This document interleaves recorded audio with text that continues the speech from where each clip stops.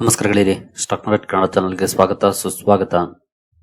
ಗೆಳೆಯರಿ, ವಿಡಿಯೋದಲ್ಲಿ ನಮ್ಮ ಮಾರ್ಕೆಟ್ಗೆ ಸಂಬಂಧಪಟ್ಟಂತೆ ಬಂದಿರುವಂತಹ ಕೆಲವು ಸುದ್ದಿಗಳನ್ನು ನೋಡೋಣ. ಹಾಗೆ ನಿನ್ನೆ ಹಾಗೂ ಮೊನ್ನೆ ಮಾರ್ಕೆಟ್ ಕ್ಲೋಸ್ ಆದ್ಮೇಲೆ ಹಲವಾರು ಕಂಪನಿಗಳು ತಮ್ಮ Q3 ರಿಸಲ್ಟ್ ಅನ್ನು ಅನೌನ್ಸ್ ಮಾಡಿದ್ದಾರೆ. ಆ ರಿಸಲ್ಟ್ಸ್ ಅನ್ನ ಓವರ್ ವ್ಯೂ ಮಾಡಿ ತಿಳ್ಕೊಳ್ಳುವಂತ ಪ್ರಯತ್ನವನ್ನ ಮಾಡೋಣ. ಆಸ್ ಯೂಶುವಲ್ ಮುಂದುವರಿಯ ಮುಂಚೆ ಡಿಸ್ಕ್ಲೇಮರ್ ಕೊಡ್ಲಿಕ್ಕೆ ಇಷ್ಟಪಡ್ತೀನಿ. ಇಲ್ಲಿ ಕವರ್ ಮಾಡ್ತಿರುವಂತ ಯಾವುದೇ ಸ್ಟಾಕ್ ಅನ್ನು ಕೂಡ ರೆಕಮೆಂಡ್ ಮಾಡ್ತಿಲ್ಲ. ನೀವು ಫರ್ದರ್ ಸ್ಟಡಿ ಮೆಡಿಟೇಷನ್ ತಗೊಳ್ಬಹುದು. ಆಸ್ ಎ ಎಜುಕೇಶನಲ್ ಪರ್ಪಸ್ ನಾನು ವಿಡಿಯೋನ ಮುಂದೆ ತರ್ತಾ ಇದ್ದೀನಿ. ಹಾಗೆ ಅಕೌಂಟ್ ಓಪನಿಂಗ್ ಲಿಂಕ್ ಡಿಸ್ಕ್ರಿಪ್ಷನ್ ಅಲ್ಲಿ ಇರುತ್ತೆ. ಅಕೌಂಟ್ ಅನ್ನು ಓಪನ್ ಮಾಡಬಹುದು. ಹಾಗೆ ಇನ್ವೆಸ್ಟ್ಮೆಂಟ್ ಗೆ ಸಂಬಂಧಪಟ್ಟಂತೆ ನಿಮ್ಗೆ ಏನಾದರೂ ಸಪೋರ್ಟ್ ಬೇಕು ಅಂತಂದ್ರೆ ನಮ್ಮ ಟೀಮ್ ಅನ್ನ ಕಾಂಟ್ಯಾಕ್ಟ್ ಮಾಡಬಹುದು ಇಲ್ಲಿರುವಂತಹ ನಂಬರ್ ಮೂಲಕ. ಇಲ್ಲಿ ಮೆನ್ಷನ್ ಮಾಡಿರುವಂತಹ ಎಲ್ಲ ಸರ್ವಿಸಸ್ ನಮ್ಮ ಮೂಲಕ ಸಿಗುತ್ತೆ. ಬಟ್ ಕಂಡೀಷನ್ ಒಂದೇ, ನಮ್ಮ ಮೂಲಕ ಅಕೌಂಟ್ ಓಪನ್ ಆಗಿರಬೇಕು.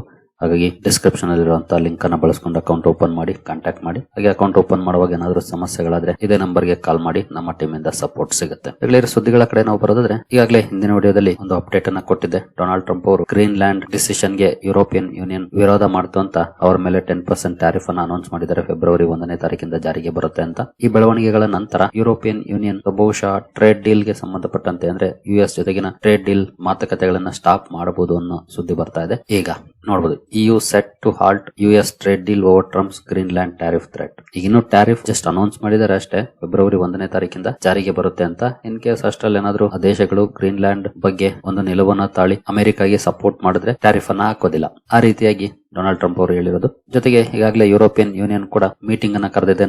ನಾಳೆಯ ಮೀಟಿಂಗ್ ಅಲ್ಲಿ ಡಿಸ್ಕಷನ್ಸ್ ಕೂಡ ಆಗುತ್ತೆ. ಅಂದ್ರೆ ಟ್ರಂಪ್ ಈ ರೀತಿಯ ನಡೆಗೆ ಮುಂದೆ ನಾವು ಯಾವ ರೀತಿ ರೆಸ್ಪಾಂಡ್ ಮಾಡಬೇಕು, ಏನ್ ಡಿಸಿಷನ್ ತಗೊಳ್ಬೇಕು, ಇದನ್ನ ವಿರೋಧ ಮಾಡಬೇಕಾ ಅಥವಾ ಸಪೋರ್ಟ್ ಮಾಡಬೇಕಾ, ಈ ಬಗ್ಗೆ ಡಿಸಿಷನ್ ತಗೊಳ್ಳಿಕ್ಕೆ ನಾಳೆ ಮೀಟಿಂಗ್ ಅನ್ನು ಕೂಡ ಕರೆದಿದ್ದಾರೆ.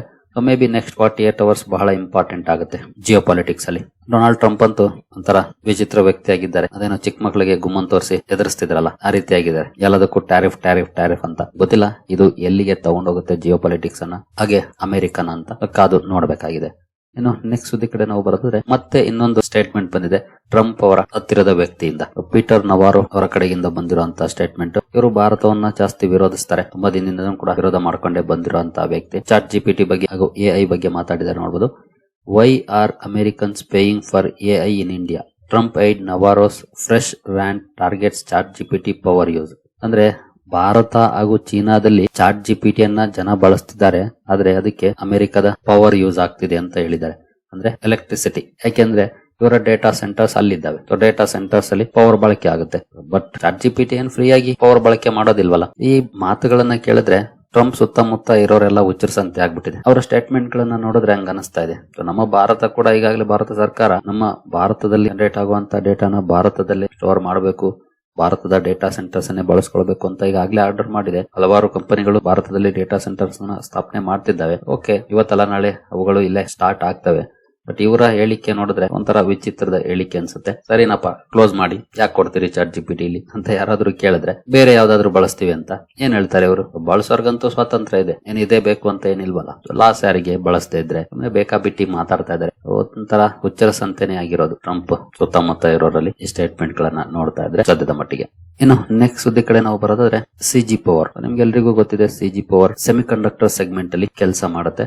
ಜೊತೆಗೆ ಪವರ್ ಸೆಗ್ಮೆಂಟ್ ಅಲ್ಲೂ ಕೂಡ ಇದೆ, ಬೇರೆ ಬೇರೆ ಬಿಸ್ನೆಸ್ ಇದೆ. ಇತ್ತೀಚೆಗೆ ಸೆಮಿಕಂಡಕ್ಟರ್ ಬಿಸ್ನೆಸ್ ಗೆ ಇಳಿದಿರುವಂತದ್ದು.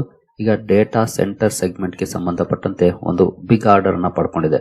ನೋಡಬಹುದು, wins ₹900 crore order from Tallgrass for power transformers. 900 crore big order ಅಂತಾರೆ ಅಂತ ಅನ್ಕೊಳ್ತಿರಬಹುದು. ಬಟ್ ಕಂಪನಿ ಹೇಳಿರೋ ಪ್ರಕಾರ ಇದು ಬಿಗ್ಗೆಸ್ಟ್ ಆರ್ಡರ್. ಯಾಕಂದ್ರೆ ಕಂಪನಿ ಈ ಸೆಗ್ಮೆಂಟ್ ಅಲ್ಲಿ ಕಾಂಟ್ರಿಬ್ಯೂಷನ್ ಸ್ಟಾರ್ಟ್ ಮಾಡಿದ್ಮೇಲೆ ಲಾರ್ಜೆಸ್ಟ್ ಸಿಂಗಲ್ ಆರ್ಡರ್ 900 ಕೋಟಿ. ಅದರಲ್ಲೂ ಪವರ್ ಟ್ರಾನ್ಸ್ಫಾರ್ಮರ್ ಸಪ್ಲೈ ಮಾಡುವಂತ ಆರ್ಡರ್ ಇದು. ಎಕ್ಸ್ಪೋರ್ಟ್ ಆರ್ಡರ್, ಅಮೆರಿಕಾಗೆ ಸಪ್ಲೈ ಮಾಡಬೇಕಾಗಿರುವಂತ ಆರ್ಡರ್. ನೋಡಬಹುದು, US worth approximately 900 crore from Tallgrass integrated logistics solutions for the supply of power transformers, company said stock filing. Largest single order ನ company ಪಡ್ಕೊಂಡಿದೆ. ಖಂಡಿತ ಒಳ್ಳೆಯ ಸುದ್ದಿ CG ಪವರ್ ಶೇರ್ ಹೋಲ್ಡರ್ಸ್ಗೆ. ನೋಡೋಣ ನಾಳೆ ಏನಾದ್ರೂ ಸ್ಟಾಕ್ ಅಲ್ಲಿ ಇದಕ್ಕೆ ಸಂಬಂಧಪಟ್ಟಂತೆ ರಿಯಾಕ್ಷನ್ ಇರುತ್ತಾ ಅಂತ.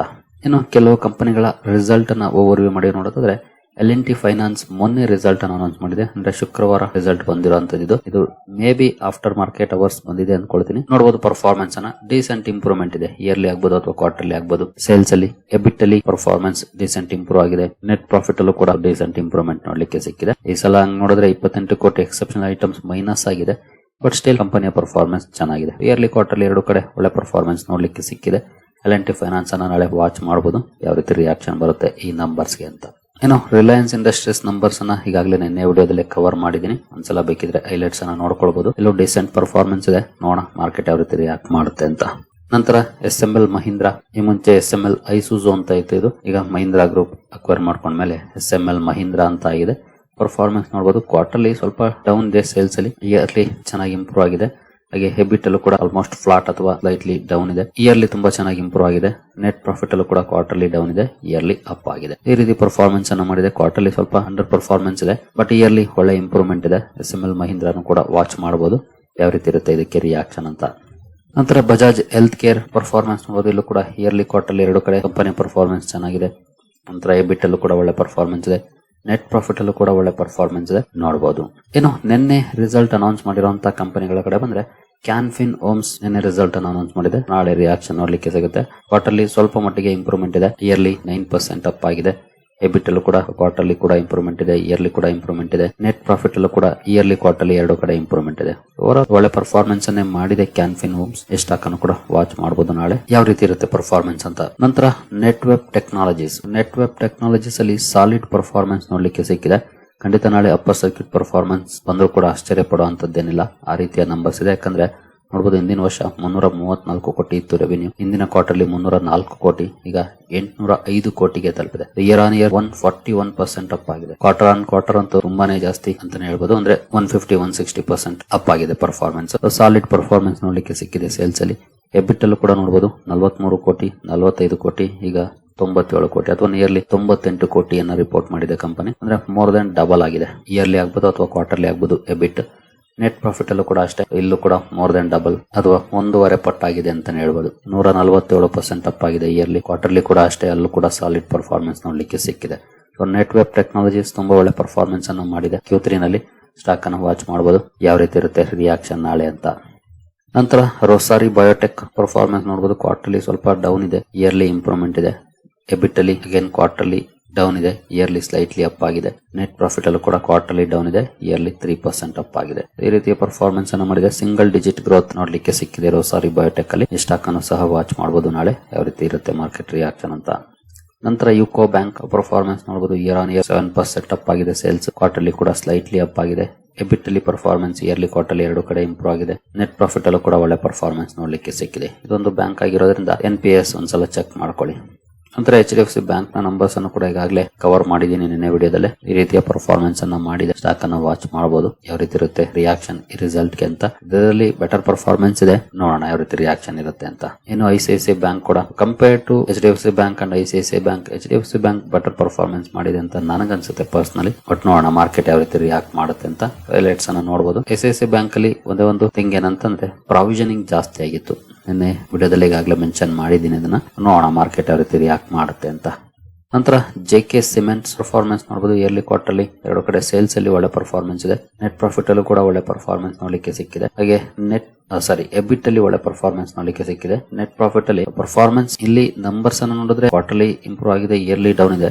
ಬಟ್ ಈ ಸಲ ಎಕ್ಸೆಪ್ಷನ್ ಐಟಮ್ಸ್ ಇದೆ, 47 ಕೋಟಿ ಮೈನಸ್ ಆಗಿದೆ. ಹಾಗಾಗಿ ಇಲ್ಲಿ ಡಿಫರೆನ್ಸ್ ಆಗಿದೆ. ಮೇ ಬಿ ಆ ಎಕ್ಸೆಪ್ಷನ್ ಐಟಮ್ಸ್ ಇಲ್ಲ ಅಂದ್ರೆ ಒಳ್ಳೆ ಇಂಪ್ರೂವ್ಮೆಂಟ್ ಇರ್ತಾ ಇತ್ತು ಇಯರ್ಲಿ ಕ್ವಾರ್ಟರ್ಲಿ ಎರಡು ಕಡೆ. ನಂತರ ನಿನ್ನೆ ಎಸ್ ಬ್ಯಾಂಕ್ ಕೂಡ ರಿಸಲ್ಟ್ ಅನ್ನು ಅನೌನ್ಸ್ ಮಾಡಿದೆ. ಸೇಲ್ಸ್ ಅಲ್ಲಿ ನೋಡಬಹುದು ಪರ್ಫಾರ್ಮೆನ್ಸ್ ಇಯರ್ಲಿ 4% ಡೌನ್ ಇದೆ, ಬಟ್ ಕ್ವಾರ್ಟರ್ಲಿ ಸ್ಲೈಟ್ಲಿ ಇಂಪ್ರೂವ್ಮೆಂಟ್ ನೋಡ್ಲಿಕ್ಕೆ ಸಿಕ್ಕಿದೆ.